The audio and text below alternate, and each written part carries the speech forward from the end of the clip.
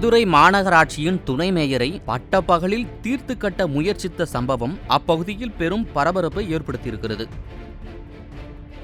மதுரை மாநகராட்சி துணை மேயராக மார்க்சிஸ்ட் கட்சியைச் சேர்ந்த நாகராஜன் ஜெய்ஹிந்த்புரம் பகுதியில் வசித்து வருகிறார்.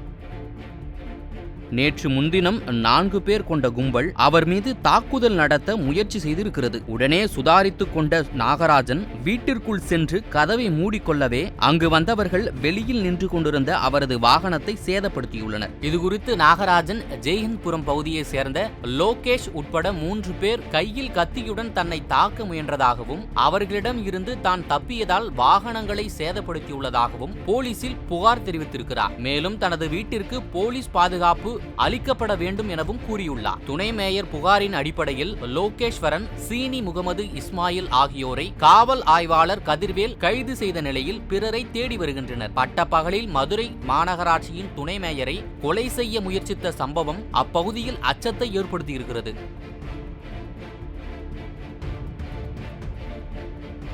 செய்திகளை உள்ளது உள்ளபடி தெரிந்து கொள்ள ரெஃப்ளெக்ட் நியூஸை சப்ஸ்கிரைப் பண்ணுங்க.